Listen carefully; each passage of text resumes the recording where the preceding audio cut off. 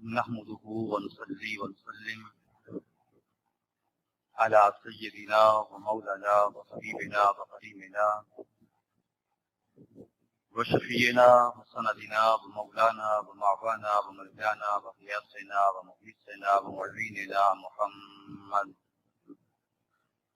وعلى آله الطيبين الطاهرين وأصحابه الكرام وأزواجه وذريته وأهل بيته أجمعين. أما بعد فأعوذ بالله من الشيطان الرجيم. بسم الله الرحمن الرحيم. مرج البحرين يلتقيان بينهما برزخ لا يبغيان فبأي آلاء ربكما تكذبان. صدق الله مولانا وصدق رسوله النبي الكريم الرؤوف الرحيم.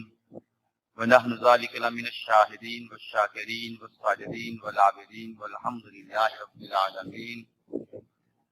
إن الله وملائكته يصلون على النبي يا أيها الذين آمنوا صلوا عليه وسلموا تسليما. اللهم صل على سيدنا ومولانا محمد وعلى آله وصحبه وبارك وسلم. تمام بھائیوں سے التماس ہے بارگاہ رسالت مآب میں باوز بلند درود و سلام ہدیہ پیش کریں. الصلاۃ والسلام علیک یا رسول اللہ، الصلاۃ والسلام علیک یا سیدی یا حبیب اللہ، الصلاۃ والسلام علیک یا سیدی یا نبی اللہ وعلی آلک واصحابک یا سیدی یا رحمت للعالمین. حمد و ثنا رب ذوالجلال کے لیے جس نے ساری کائنات کو خلق فرمایا ہے، جس نے کن کہہ کر عدم وجود سے وجود عطا فرمایا، جس نے یہ سب کچھ حبیب کبریا صلی اللہ تعالی علیہ وآلہ وسلم کے وسیلہ سے، ان کے صدقے سے یہ ساری کائنات کو خلق فرمایا.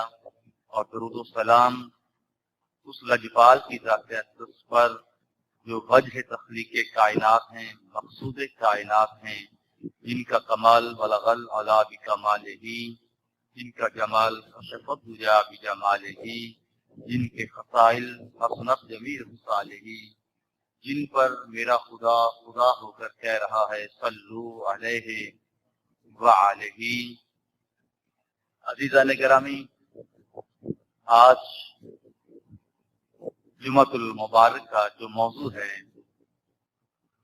وہ اس عظیم ہستی پر گفتگو کرنے جا رہا ہوں جو کائنات کی بھی جان ہے اور خود محبوب خدا کی بھی جان ہے. خدا کی محبوب ہیں مصطفیٰ اور مصطفیٰ کے محبوب ہیں حسین ابن علی. عزیزان گرامی، ہماری اولادیں قربان ہو جائیں، ہماری جانیں قربان ہو جائیں حسین ابن علی پر، جنہوں نے اپنا خون دے کر اسلام کو بقا عطا فرمائی. اگر معرکہ کربلا وجود میں نہ آتا تو پھر آج دین اسلام کا رنگ کوئی اور ہوتا، اس دین اسلام میں شریعت کچھ اور ہوتی. یہ معرکہ کربلا ہے کہ جس نے دین اسلام کو تحفظ عطا فرمایا، اور یہی وجہ ہے انشاءاللہ العزیز اگلے جمعوں میں تفصیلاً گفتگو کروں گا، مگر آج چند باتیں آپ کی گوش گزار کروں گا کہ معرکہ کربلا کیوں وجود میں آیا.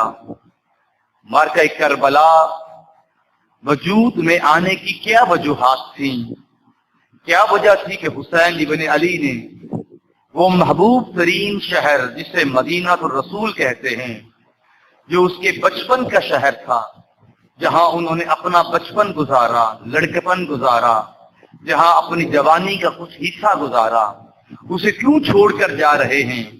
اور پھر وہ مدینہ جہاں پر کوئی امتی جائے اور جب واپس آتا ہے تو اس کی جان وہیں پہ اٹک جاتی ہے، مگر حسین ابن علی مدینہ چھوڑ کر کیوں جا رہے ہیں؟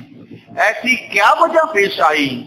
اس کی وجہ یہ تھی کہ شام کے محلات سے یہ صدا بلند ہوئی کہ کوئی دین نہیں ہے، کوئی شریعت نہیں ہے، کوئی دین کا وارث نہیں ہے، میری من مرضی جو میں چاہوں کروں۔ شریعت وہی ہوگی جو شام کے محلات سے جاری ہوگی، دین وہی ہوگا جو یزید کے فرمان کے مطابق جاری ہوگا۔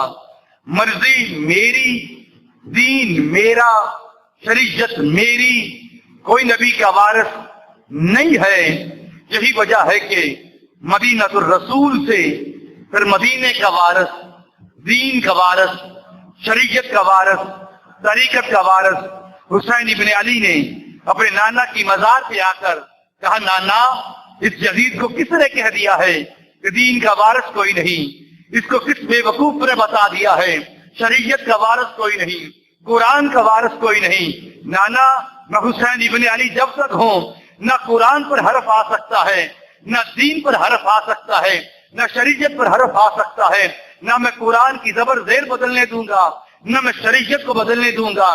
یہ مساجد جب تک حسین ابن علی ہے، یہ مساجد میں اذان آتی رہے گی، قاری قرآن کی تلاوت کرتے رہیں گے۔ نانا چاہے میرا اصغر رہے نہ رہے مگر تیرا دین ضرور رہے گا۔ نانا میرا اکبر رہے نہ رہے، شبیہ رسول رہے نہ رہے، مگر نانا تیری مسجدیں آباد رہیں گی۔ نانا چاہے اونو محمد رہے نہ رہے، زینب کی گود اجڑ جائے، مگر نانا تیرا قرآن پڑھا جاتا رہے گا۔ نانا میرا خون جاتا ہے تو چلا جائے، میرے جسم پر گھوڑے دوڑتے ہیں تو دوڑ جائیں، میرا جسم مٹی سے مل جائے مجھے کوئی پرواہ نہیں۔ نانا اگر تیرا حسین کبھی تیرے کندھوں پہ سوار ہوا ہے، وہ نانا تیرا احسان ادا کرتے ہوئے میدان کربلا میں حسین ابن علی گھوڑے سے گرے گا بھی اور اس کے اوپر گھوڑے بھی دوڑیں گے، مگر ان اللہ مع الصابرین، مگر میری زبان سے نہ کبھی شکوہ آئے گا نہ شکایت آئے گی۔ نانا تو نے میری خاطر اپنی نماز کو طول کر دیا، میں کربلا کی تب تبھی ریت پر تیرے دین کی خاطر سجدہ طویل کر دوں گا۔ ادھر سر کٹ رہا ہوگا مگر ادھر سجدے میں سر دبا پہ یہی سبحان ربی الاعلی کی صدا۔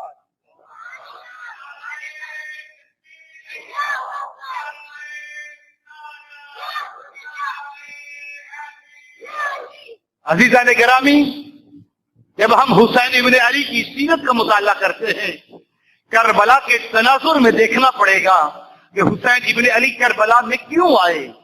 وہ وجہ کیا تھی؟ وجہ یہ تھی کہ یزید کردار کے لحاظ سے گھٹیا ترین انسان تھا۔ یزید زانی بھی تھا، یزید فاسق بھی تھا، یزید شریعت کا توڑنے والا بھی تھا۔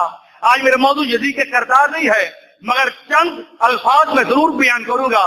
یزید جو تھا وہ محرمات کا انکار کرنے والا تھا، یزید خدا اور خدا کے رسول کی حدود کو توڑنے والا تھا، یزید کتوں کی لڑائی کا شوقین تھا، یزید مرغوں کی لڑائی کا شوقین تھا، یزید نماز کا تارک تھا، یزید فاسق اور فاجر اور لعین تھا۔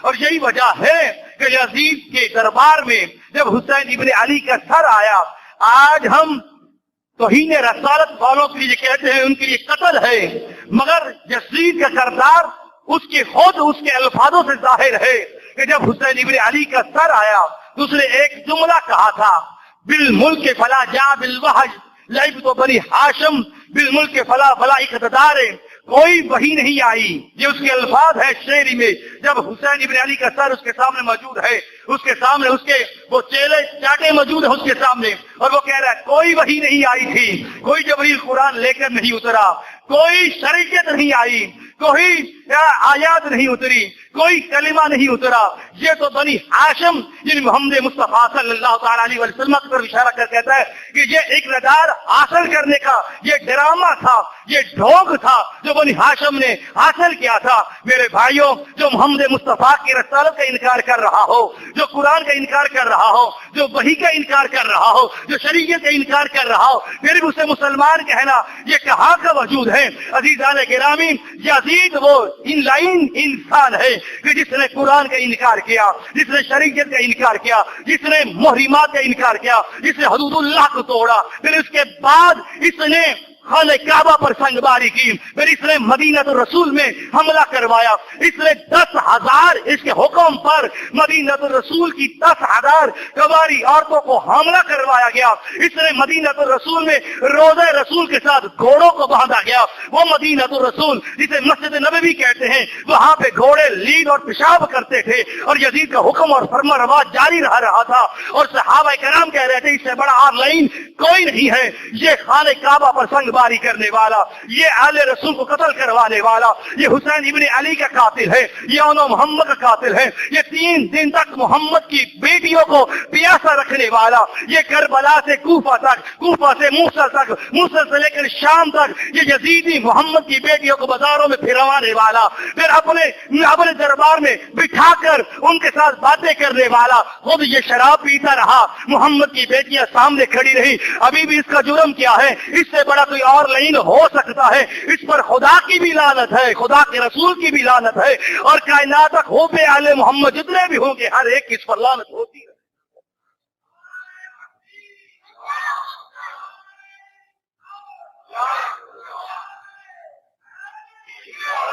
अजीजा ने गिरामी, हुसैन इब्ने अली कौन है? शख्सियत हुसैन इब्ने अली देखिए, हसब, नसब, करदार। और शायद मैंने इस मिंबर पर ये जुमले कहे होंगे, मुझे याद है, मेरे सुनने वालों को भी याद है होंगे। मैंने ये कहा था हुसैन इब्ने अली को मकामे बुलंदी करबला की वजह से नहीं मिली। मकामे हुसैन की जो बुलंदी, जो रिफत और जो सरफराजी है, वो वाक़े करबला के बाद नहीं हुई। हुसैन इब्ने अली करबला से पहले भी हुसैन इब्ने अली था।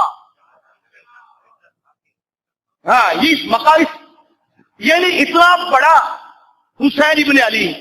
और शायद मैंने इस मिंबर पर यह भी कही थी बात कि किसी पीर को छोटी सी गिट्टी मिल जाए जिसके 50,000, 1,00,000 जिसके मुरीद हों, वो अपनी गिट्टी को कभी नहीं छोड़ता।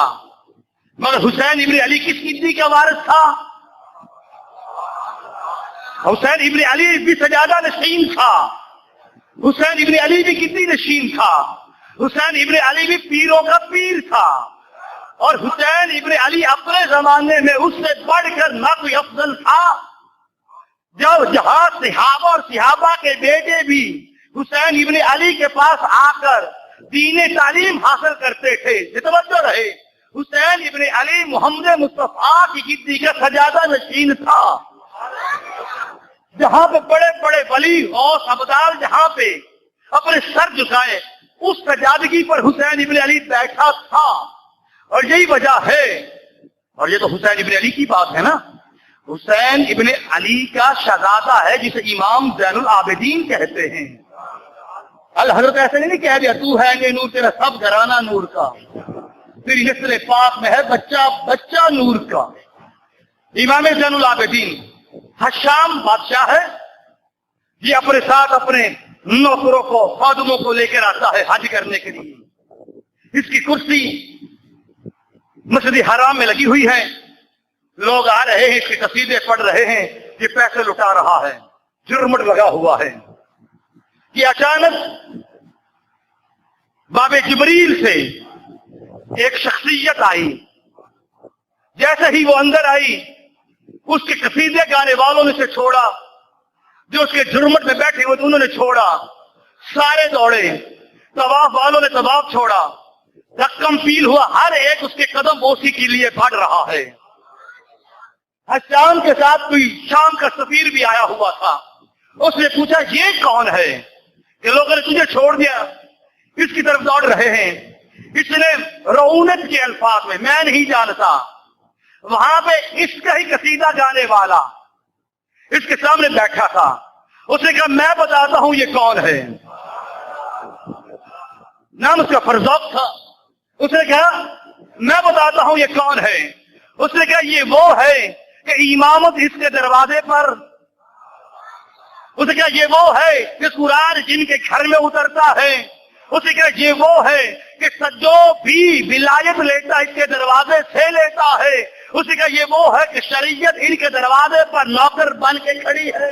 اس نے کہا یہ وہ ہے کہ جس کی نانی کا نام زہرا ہے، جس کے دادے کا نام محمد ہے، باپ اس کا نام حسین ہے، خود اس کا نام علی ابن حسین ہے، زین العابدین اس کا لقب ہے، سید الساجدین اس کی کنیت ہے، جو بھی اس کے دروازے میں آتا ہے کبھی خالی واپس ہی نہیں آتا۔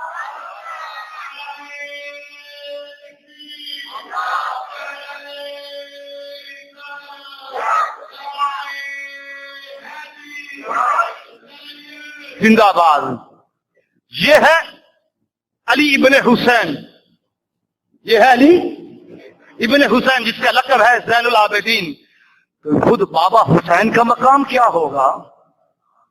یہ کردار ہے نا، یہ سیرت ہے حسین ابن علی کی۔ اور رسول نے خود کہا تھا یہ میرا بیٹا حسین ہے، اور مجھے حضور سیدنا علی المرتضیٰ اور حضرت سیدنا ابو بکر صدیق رضی اللہ تعالیٰ عنہ یہ گزر رہے تھے کہ سامنے حسین ابن علی کو دیکھا تو سیدنا ابو بکر صدیق نے پتہ کیا کہا؟ علی یہ تیرا بیٹا نہیں۔ اب بولو یار ہماری علی یہ تیرا بیٹا نہیں۔ اب کسی کو بندہ یہ کہ یہ تیرا بیٹا نہیں تو بندے کو غصہ تو آئے گا۔ علی نے یوں سر اٹھا کے ابو بکر صدیق کی طرف دیکھا۔ ابو بکر مسکرا کے کہنے لگے میں کیا کروں، میں نے خود رسول سے سنا ہے حسین علی کا بیٹا نہیں میرا بیٹا ہے۔ یہ حسین حسن میرا بیٹے ہیں۔ اور پھر رسول اب یہ دیکھیں آپ اپنے نواسوں سے پیار کرتے ہیں، مگر جب حسنین آتے تھے رسول پیار کے ساتھ ساتھ ان کو سونگتے تھے، سونگتے تھے۔ جب سیدہ زہرا نے کہا یا رسول اللہ سونگتے کیوں ہو؟ فرمایا حسنین میری خوشبو ہے، حسنین میری خوشبو ہے۔ اور رسول یہ نہیں فرمایا جس نے ان کو تکلیف دی اس نے مجھے تکلیف دی، جس نے ان سے محبت کی اس نے مجھ سے محبت کی۔ گھر ہے سیدہ ام سلمہ کا رضی اللہ تعالی عنہ، رسول کے ازواج محترمات میں بڑا مقام ہے جب سیدہ ام سلمہ کا۔ رسول گھر میں آیا اور فرمایا بیٹی زوجہ مجھے چادر اڑا دو۔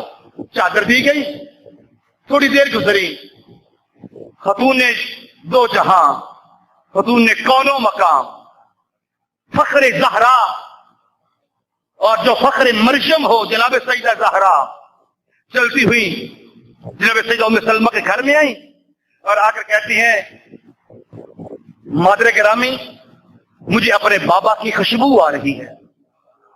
فرمایا ہاں کدھر ہیں؟ میں اندر ہیں۔ جناب سیدہ زہرا کمرے میں جاتی ہیں، السلام علیکم یا ابا، بابا جان سلام ہو۔ فرمایا وعلیکم السلام یا فؤادی، اے میرے پھل، اے میرے پھل تجھے بھی سلام ہو۔ بابا اجازت ہو تو اندر آ جاؤں؟ اجازت ہے۔ لیٹ گئی بابا کے ساتھ۔ تھوڑی دیر گزری، مولا کائنات حیدر کرار علی جی المرتضیٰ گھر میں آئے اور کہنے لگے مجھے اپنے آقا کی خوشبو آ رہی ہے۔ فرمایا ہاں اندر ہیں۔ علی جی المرتضیٰ اندر چلے گئے۔ فرمایا السلام علیکم یا رسول اللہ، اللہ کے رسول آپ پر سلام ہو۔ فرمایا وعلیکم السلام یا امیر المومنین، امیر المومنین آپ کو بھی سلام ہو، اجازت ہو تو میں بھی آ جاؤں؟ بائیں جانب علی کو لٹا لیا۔ تھوڑی دیر گزرے، امام حسن آئے، کہا نانی اماں مجھے اپنے نانا کی خوشبو آ رہی۔ جی کدھر ہیں؟ اندر ہیں۔ اندر کے کہا السلام علیکم یا جدہ، نانا آپ کو سلام ہو۔ میں وعلیکم السلام یا ثمرتی وفؤادی، اے میرے دل کی ٹھنڈک، اے میرے پھل تجھے بھی سلام ہو۔ اور میں نے کہا تھا تاریخت اور تہذیب سیکھنی ہو تو آل محمد کے دروازے سیکھو۔ نانا ہو کر کتنے مہذب لفظوں سے اپنے بیٹے کو بلا رہا ہے۔ کہا نانا اجازت ہو تو میں بھی آ جاؤں؟ بیٹا آ جاؤ۔ اپنے سینے پر لٹایا۔ تھوڑی دیر گزری، حسین ابن علی آئے، کہا نانی السلام علیکم۔ وعلیکم السلام، نانی خوشبو آ رہی ہے؟ ہاں اندر ہیں۔ نانی میں اندر چلے گئے۔ کہا نانا اجازت ہو تو میں بھی آ جاؤں؟ آ میری آنکھوں کی ٹھنڈک تو بھی آ جا۔ اسے بھی سینے سے لگا لیا۔ لوگ کہتے ہیں یہ پاکستان پاک کہاں سے نکلے ہیں، یہ پاکستان پاک کہاں سے نکلے ہیں؟ یا قرآن میں حدیث میں موجود ہے؟ امام فخر الدین رازی دیکھ لیجئے، جامع البیان دیکھ لیجئے، جتنی مرضی حدیث کی تفسیر ہے آپ کی مرضی دیکھ لیجئے۔ ایک محمد، دوسرا علی، تیسری فاطمہ، چوتھا حسن، پانچواں ہو گیا 5 ٹن. یہ اوپر جب لے لیا فرمایا کیا کہا؟ طہارت کہاں سے آئی؟ کہ اللہم ہاؤلائی اہل بیتی فاذہب عنکم الرجس ویطہرکم تطہیرا. اللہ یہی تو میری آل ہے، یہی تو میری اہل ہے، یہی تو میری اولاد ہے، بس ان کو پاک کر، بس ان کو پاک کر جیسے پاک کرنے کا حق ہے. راوی لکھتا ہے فوراً آیت اتری انما یرید اللہ لیذہب عنکم الرجس اہل البیت ویطہرکم تطہیرا. اللہ تو چاہتا ہی یہی ہے انہیں رجس سے دور رکھے اور ایسے پاک کرے جیسے پاک کرنے کا حق.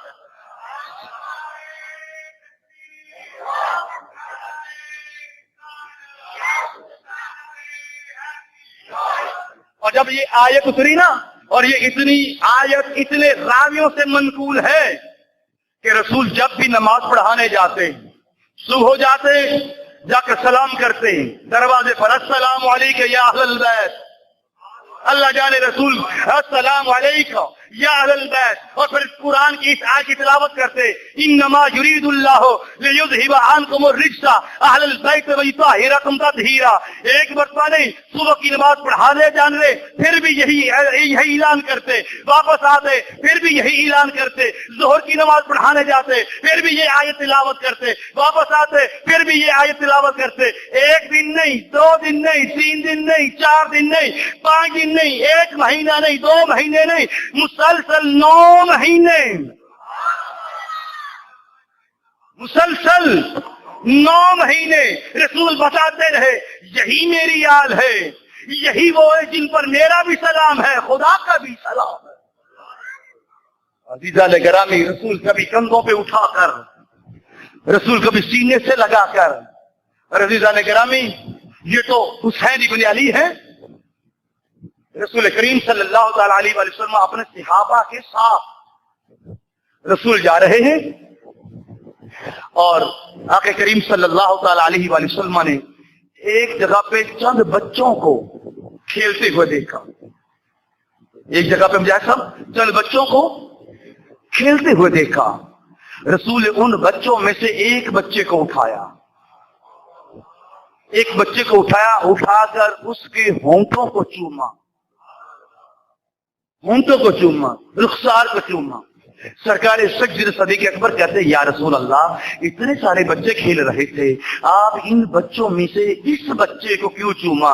رسول نے فرمایا کیا تو دیکھتا نہیں میرا صدیق، جب بھی حسین چلتے ہیں تو یہ سایہ بن کر حسین کے ساتھ ساتھ چلتا ہے، یہ حسین کے ساتھ سایہ بن کر چلتا ہے، اور جب اسے موقع ملتا ہے یہ حسین کے قدموں کی مٹی کو اٹھا کر چومتا ہے. اس وجہ سے مجھے اس بچے سے پیار ہے. اور یہ بچہ کون تھا؟ اس کا نام تھا حبیب ابن مظاہر. کیا نام تھا اس کا؟ حبیب ابن مظاہر.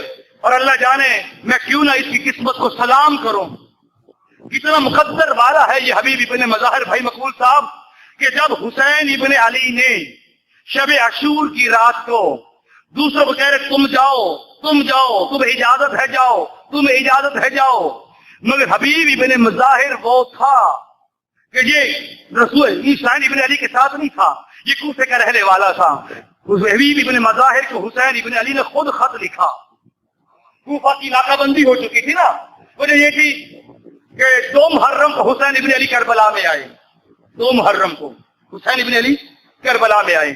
3 محرم سے فوجیں آنے شروع ہو گئی، کبھی 1000، کبھی 2000، کبھی 3000، کبھی 4000. جناب سیدہ زینب کہتی حسین ابن علی سے، اپنے بھیا سے کہتی بھیا کیا کوئی تیرا بھی ہم نوا ہے، کیا کوئی تیرا بھی ہمدرد ہے، کسی کو تو بھی بلا. حسین ابن علی نے پھر خط لکھا حبیب ابن مظاہر کے نام.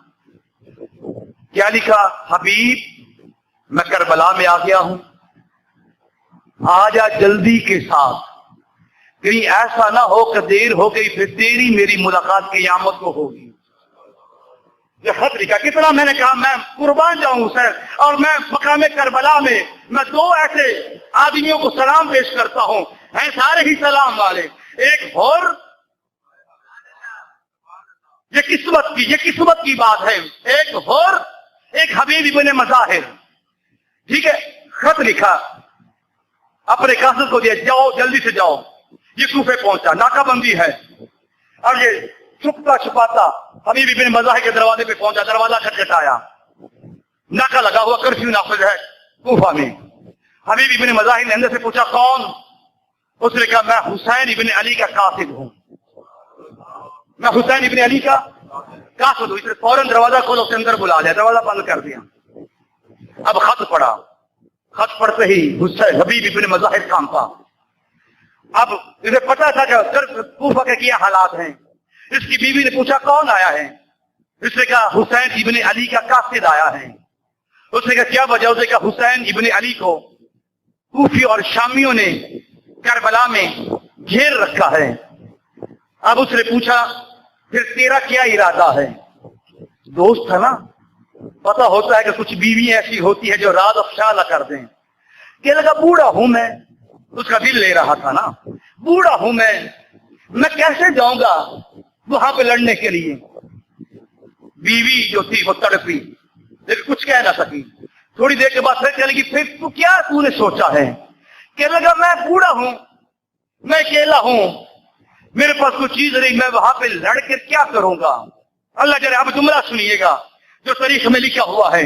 یہ حبیب ابن مظاہر کی بیوی کو قریب آئی، اپنا سر کا دوپٹہ اتار کر، چوڑیاں اتار کر کہتی ہے حبیب یہ چوڑیاں تو پہن لے، دوپٹہ سر پر رکھ، تو یہاں پر رہ، میں جاتی ہوں حسین ابن علی کی مدد کے لیے.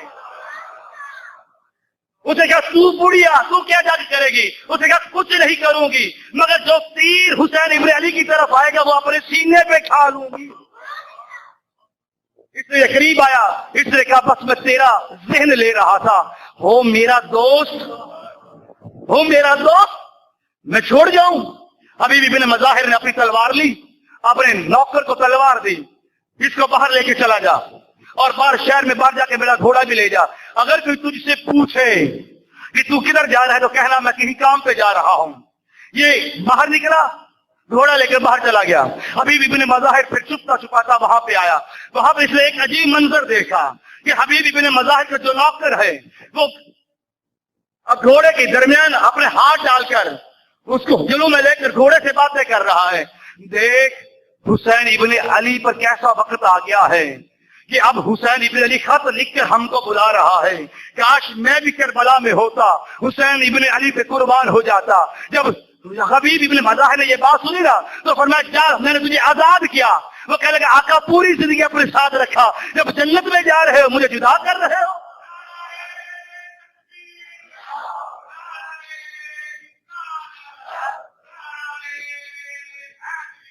خدا کی قسم جو ساتھی حسین ابن علی کو ملے ہیں ایسے ساتھی نہ کسی کو ملے ہیں. 72 مگر 72 ہزاروں سے افضل تھے. حبیب ابن مظاہر نے اس کو ساتھ لیا، چل پڑا. سرکار حسین کی بارگاہ میں حاضر ہوا. جب سرکار کی بارگاہ میں حاضر ہوا نعرہ تکبیر بلند ہوا، ادھر سے صدا بلند ہوئی. بی بی سیدہ زینب ملکہ عالیہ نے جب اما فضا کو بلایا، یہ باہر کیا واقعہ ہوا ہے کہ صدائیں تکبیر کی بلند ہو رہی ہیں.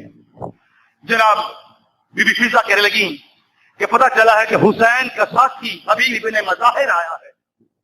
جب یہ جملہ سنا نا بی بی فضا کو بلایا اور بلا کر کہا جا کر حبیب سے کہنا کہ زہرا کی بیٹی تجھے سلام کہتی ہے، زہرا کی بیٹی تجھے سلام کہتی ہے. جب فضا قریب آئی اور آ کر کہا حبیب تجھے زہرا کی بیٹی سلام کہتی ہے، حبیب زمین پہ گرا، گر کے کہنے لگا اتنی غربت آ گئی ہے کہ ملکہ زادی اب نوکروں کو سلام کہنے لگے. میں کہاں آپ کہاں؟ عزیزان گرامی یہی حبیب ابن مظاہر تھا جس نے بڑھاپے کے عالم کے باوجود ایسی جنگ لڑی کہ کافروں کے چھکے چھڑا دیے اور کہا آؤ آؤ میں حسین ابن علی کا وہ ساتھی ہوں جس کے لبوں کو محمد مصطفیٰ نے چوما، جس کی ہونٹوں کو محمد مصطفیٰ نے چوما ہے. عزیزان گرامی میرے حسین کے ساتھیوں میں ایک ایسا ساتھی جس کا نام ہے سعید ابن عبداللہ. کمر جھکی ہوئی ہے، کمر جھکی ہوئی ہے. ہم بعض خطیب ان میں بھی شامل ہوں، ہم وہ واقعات بیان کرتے ہیں جو مشہور ہیں، مگر کربلا کا ایک ایک جانثار خدا کی قسم ان کے لیے ہزاروں اوراق چاہیے، لیکن جو انہوں نے جانثاری کا حق ادا کیا ہے۔ حبیب سعید ابن عبداللہ، یہ کمر جھکی ہوئی ہے، داڑھی سفید ہے اور آنکھوں کے اوپر یہ بھومیں اوپر آئی ہوئی ہیں۔ یہ سرکار کی بارگاہ میں آیا، کہنے لگا حضور مجھے بھی اجازت دیجیے میں بھی جنگ جا کے لڑوں۔ سرکار حسین ابن علی کہتے ہیں سعید تیری بھومیں آنکھوں کے اوپر آ چکی ہیں، تیری داڑھی سفید ہے، بڑھاپے کا عالم ہے، تیری کمر جھکی ہوئی ہے، تو کیا جنگ کرے گا؟ اسی وقت صدائے اذان بلند ہوئی، اللہ اکبر اللہ اکبر۔ رو کر کہنے لگا مولا خنجر تو نہیں پکڑ سکتا، مگر آپ نماز ادا کریں، آپ نماز ادا کریں، میں تلواروں کی ڈھال بنتا ہوں۔ حسین ابن علی نے نماز ادا کی، تیر والوں نے تیر مارنے شروع کیے، مگر مجال ہے کہ سعید ابن عبداللہ گرا ہو۔ راوی کہتا ہے سینے پر 36 تلوار تیر لگے ہوئے تھے، 36 تیر لگے ہوئے تھے۔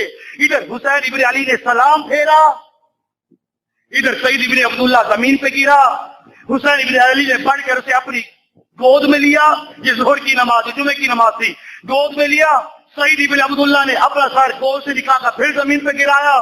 حسین ابن علی نے پھر لیا، اس نے پھر گرایا، حسین نے پھر لیا، اس نے پھر گرایا۔ حسین ابن علی فرمانے لگے سعید کیا وجہ ہے کہ یہ تو اپنا سر میری گود میں رکھنے نہیں دیتا؟ کہنے لگا حضور یہ گود ہے محمد مصطفیٰ کے نواسے کی، میں نوکر ہوں، میری کیا مجال کہ میں حسین ابن علی پہ میرا سر آئے؟ میں کہا آپ کہا، حسین ابن علی نے کہا نہیں تو میری گود پہ آ، گود میں آ۔ ایک جملہ کہا یا حسین کیا میں نے حق کے وفا ادا کر دیا؟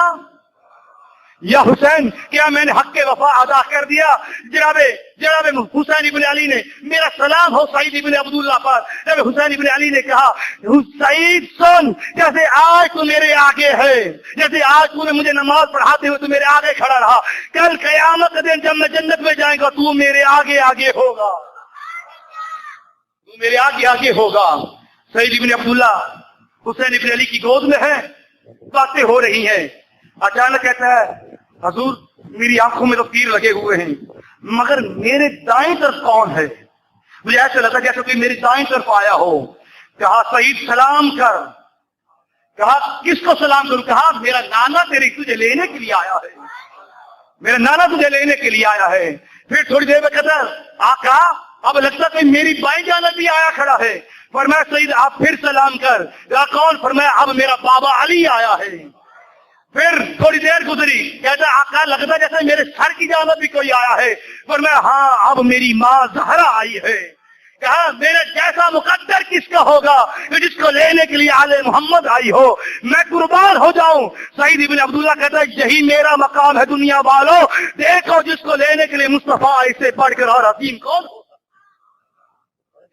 ہے؟ حسین ابن علی کے ساتھیوں میں ایک ساتھی تھا جس کا نام تھا جون، جس کا نام تھا، یہ حبشہ کا رہنے والا تھا۔ اسے علی المرتضیٰ کی غلامی میں دیا گیا۔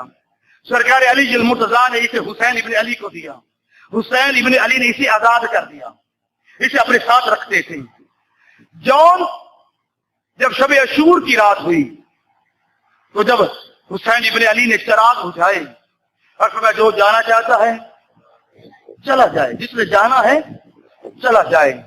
تھوڑی دیر کے بعد علی اکبر سے کہا علی اکبر چراغ جلاؤ۔ جب چراغ جلایا تو جو جہاں بیٹھے تھے پتہ ہے سامنے تلواریں تیز ہو رہی ہیں، تیروں کو تیز کیا جا رہا ہے، خنجروں کو زہر میں بھگویا جا رہا ہے، مگر قربان جاؤں دوست کو دوست چھوڑ جاتا ہے جب سامنے موت دیکھتا ہے، اولاد چھوڑ جاتی ہے۔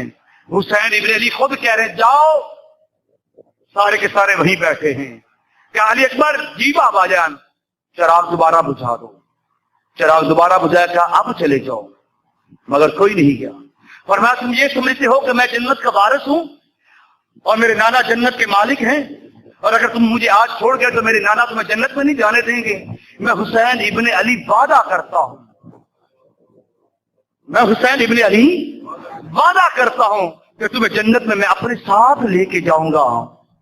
مگر جو جہیں تھا وہیں بیٹھا رہا. تیسری مرتبہ پھر چراغ ہو جایا اور کہا تم یہ سمجھتے ہو کہ جب تم واپس اپنے گھروں میں جاؤ گے لوگ تمہیں تانا دیں گے کہ حسین ابن علی کو تنہا چھوڑ آئے ہو, یا شاید تم یہ تانا برداشت نہ کر سکو.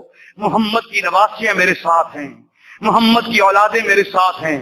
ہر ایک محمد کی نواسی کو, بیٹی کو ساتھ لے اور چلا جائے, اور جب کوئی پوچھے کہ تم نے حسین ابن علی کو تنہا کیوں چھوڑا تو کہہ دینا کہ حسین سے زیادہ محمد کی نواسیوں کی حرمت کی زیادہ ضرورت تھی, اس لیے ہم محمد کی نواسیوں کی عزت اور تحفظ کے لیے انہیں ساتھ لے کر آئے ہیں. تو اس طرح تم دنیا کے تانوں سے بھی بچ جاؤ گے. مگر جو جہاں تھا, میں قربان جاؤں ان 72 شہدائے کربلا پر, جو جہاں تھا وہیں بیٹھا رہا. حسین ابن علی نے کہا تم جاتے کیوں نہیں, جب میں کہتا ہوں چلے جاؤ. اس وقت مسلم بن اوسجا, عمر ہے 95 سال کی عمر ہے مسلم بن اوسجا کی, کھڑے ہو کر کہنے لگے حسین ابن علی مجھ سے پوچھو میں کیوں نہیں جاتا. اور میں ہاں بتا کیوں نہیں جاتے. کہا خدا کی قسم حسین ابن علی یہ تو ایک جان ہے, یہ تو ایک زندگی ہے.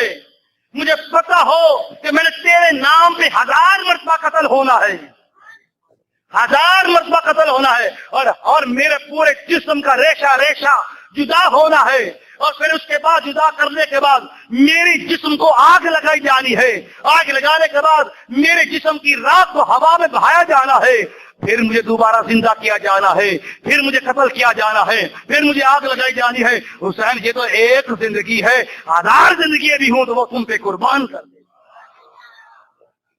ایک زندگی ہے, 1000 زندگیاں ہوں تو تم پہ قربان.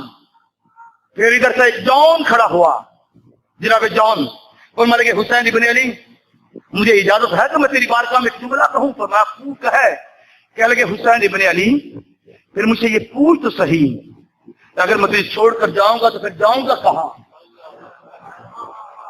جب میں تجھے چھوڑ کے جاؤں تو پھر جاؤں گا کہاں.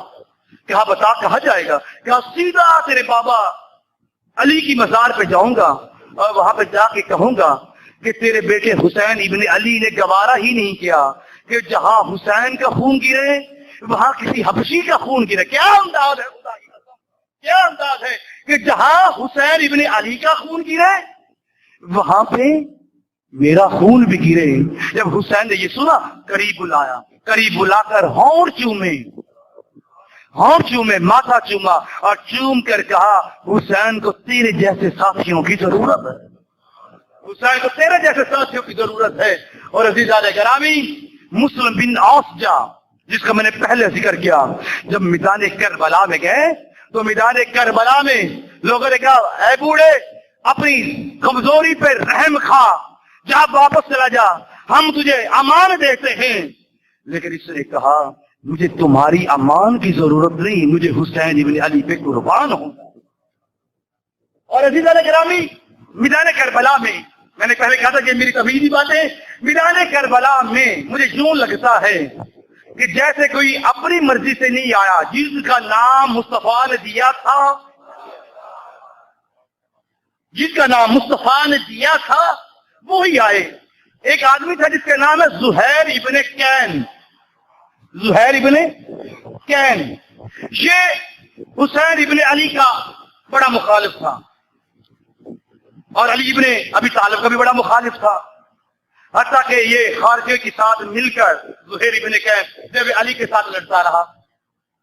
زہیر ابن کین یہ ادھر سے کوفے سے اپنی شادی کر کے نئی نویلی دلہن کے ساتھ آ رہا تھا, ادھر حسین ابن علی جا رہے تھے. حتیٰ کہ اس نے شام ہوئی, اس نے اپنا خیمہ بھی حسین ابن علی کے خیمے کے ساتھ نہ لگایا, اسی دل میں عداوت کی اس نے اپنا خیمہ دور لگایا. حسین ابن علی شام کو باہر نکلے چہل قدمی کے لیے, تو جب عباس سے پوچھا یہ کس کا خیمہ ہے, کہنے لگے جی حضور یہ آپ کا مخالف ہے, نام اس کا زہیر ابن کین, اس کا یہ خیمہ ہے. سرکار حسین مسکرا پڑے, سرکار حسین مسکرا پڑے, اپنے غلام کو بلایا جون کو, جون جی جاؤ زہیر کو کہو کہ حسین تجھے بلاتے ہیں, زہیر کو کہو हुसैन तुझे बुलाते हैं। जनाब जॉन अर्ज की हजूर ये आपका मुखालिफ है। फरमाया मैंने जो कहा है, मेरे पास वो लिस्ट है जिसका नाम मुस्तफा ने दिया था। ज़ुहैर इब्न कैन के पास जॉन गया, कहने लगा तुझे हुसैन इब्न अली बुलाते हैं। अब ये शशफंज में था कि ज़हरा का बेटा हो, इनकार भी तो नहीं कर सकता और जाना भी मुनासिब नहीं है। ये परेशानी के आलम में अंदर दाखिल हुआ। इसकी बीवी ने पूछा क्या वजह है? कहने लगा हुसैन इब्न अली ने बुलाया है। उसने कहा तो फिर चले जाओ। कहने लगा उनके साथ मेरी बनती नहीं। उसने कहा चलो ऐसी बात है, ज़हरा का बेटा है, बुलाया है, चलो ना जाना हुसैन इब्न अली के साथ मैदान में, चलो बात सुन के तो आज उसमें क्या हर्ज है। उसने कहा ये तेरी तजवीज तो ठीक है, मैं चला जाता हूँ। ये जब क्या है ना, रावी कहता है कि खैमे के पास जब आया है, ज़ुहैर इब्न कैन का हुसैन इब्न अली ने हाथ पकड़ा है, खैमे के अंदर लेके गए हैं। खैमे के अंदर किसी को आने की इजाजत, कहा सब बाहर रहो। अल्लाह जाने 1 घंटे के अंदर जब जा रहा था, मुकम्मल दुश्मन हुसैन था, लेकिन जब खैमे से बाहर निकला, मुकम्मल हुसैनी निकला। ये नहीं पता कि हुसैन ने क्या कहा, इसने क्या सुना, तारीख खामोश है। मगर जब बाहर निकला, वापस आया, आकर कहता अपनी बेगम से मैं तुझे तलाक देता हूं। उसने कहा क्या क्यों? क्या मैं हुसैन पर कुर्बान होना चाहता हूं। ये भी नहीं कि इक़्तिदार मिल रहा हो इसलिए छोड़ा हो, क्या मैं हुसैन इब्न अली पे कुर्बान होना चाहता हूं। उसने कहा मुझे तलाक ना दे, जब तक जहन्नमी था, जब तक जहन्नमी था मुझे साथ रखा, अब जन्नती हो रहा है, मुझे छोड़ रहा है। इसे कहा चल फिर तू वापस कूफे चली जा। ये वापस कूफे चली गई। बस मेरी बात खत्म हो रही है, ये आपके पास ये दोस्त आ रहे हैं मस्जिद की खिदमत के लिए, तो मेहरबानी फरमाइएगा, इनकी बढ़ चढ़ कर खिदमत कीजिएगा, अल्लाह आपको इसका जज़ाए खैर अता फरमाए। जब ज़ुहैर इब्न कैन ने कहा, बादशाह था, मीर था, नवाब ने कहा चलो फिर मेरा महल भी तेरा, ये सारे बागात भी तेरे, तू वापस चली जा। ये वापस चली गई। ज़ुहैर इब्न कैन जो था, ये हुसैन इब्न अली के पास आया। 10 मुहर्रम को जंग हो गई, सारे शहीद हो गए, सर कट गए, कट कर लेकर चले गए। 12 मुहर्रम को इसने अपने नौकर को बुलाया, इसने कहा ये कफन ले, कफन लेके चला जा। और जाकर, क्योंकि हुसैन इब्न अली ज़हरा का नवासा है, उसे किसी ने कफन तो पहना दिया होगा, मगर ये कफन ले जा और जाके मेरे मालिक ज़ुहैर इब्न कैन को ये कफन पहना देना।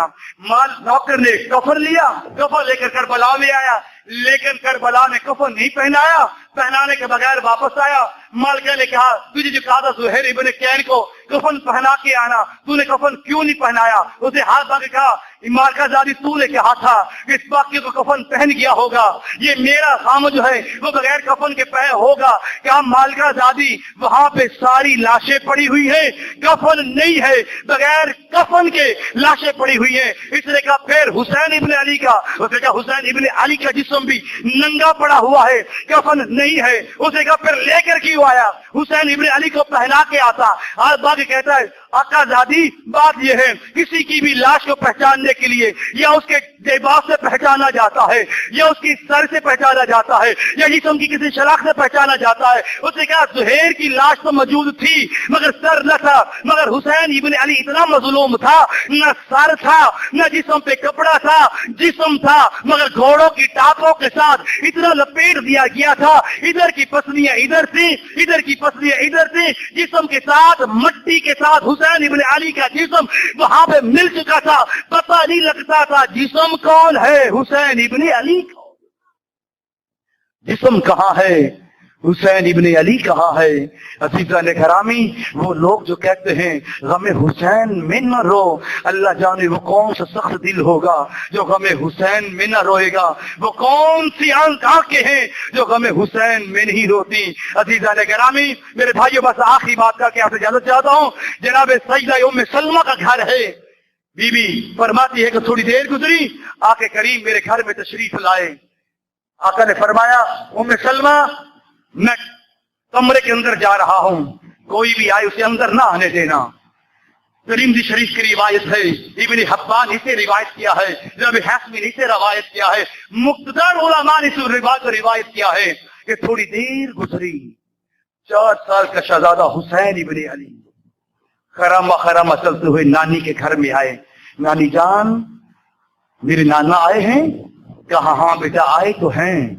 کہا نانی میں پھر اندر جا رہا ہوں. کہا تیرے نانا نے روکا ہے کہ کوئی بھی آئے اسے اندر نہ آنے دینا.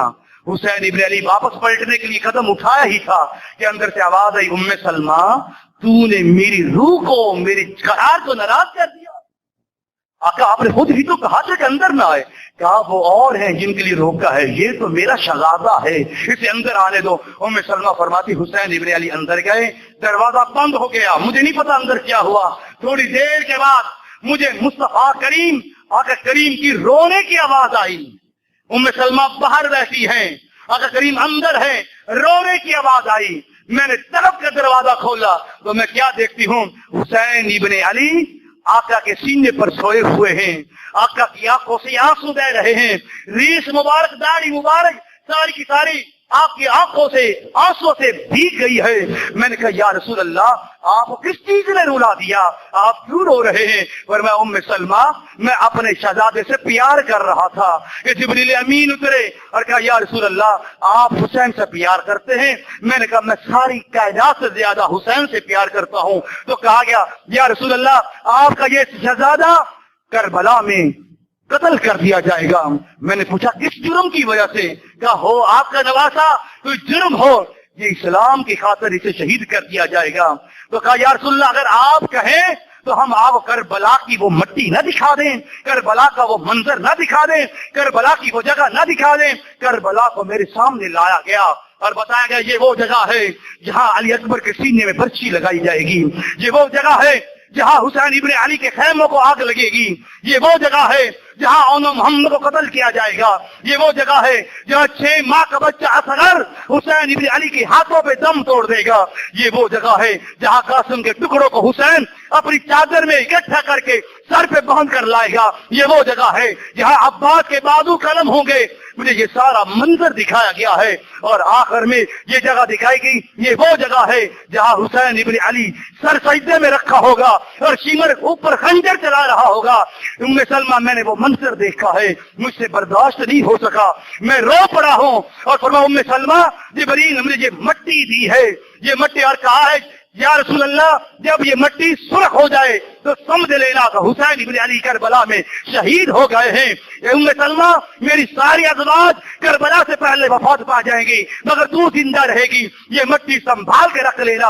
ام سلمہ کے بعد جب حسین ابن علی مدینہ چھوڑنے کے لیے نانی کو سلام کرنے کے لیے آئے, نانی نے کہا حسین جدھر تیرا دل چاہے چلے جانا مگر کربلا کی طرف نہ جانا. تو کہا نانی کے جواب میں کچھ نہیں کہا, بس کہا ان للہ ہے وَإِنَّا إِلَيْهِ رَاجِعُونَ. رجب گزر گیا, شعبان گزر گیا, رمضان گزر گیا.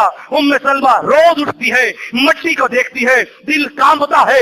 شوال گزرا, ذکات گزرا, ذی الحج گزرا, ادھر محرم کا چاند طلوع ہوا.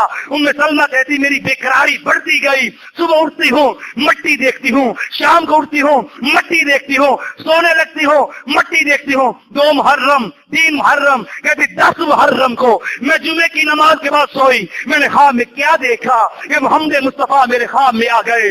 سر سے امامہ کھلا ہوا ہے, سر میں مٹی پڑی ہوئی ہے, آنکھوں سے آنسو بہ رہے ہیں اور سرکار کا دامن جو ہے وہ گرد و غبار سے آلودہ ہے. میں نے کہا یا رسول اللہ یہ کیسا منظر ہے, یہ کیا واقعہ ہے, یہ کیسے ہو گیا؟ میں ام سلمہ تو مدینہ میں سو رہی ہے, کربلا میں میرا حسین شہید ہو گیا ہے.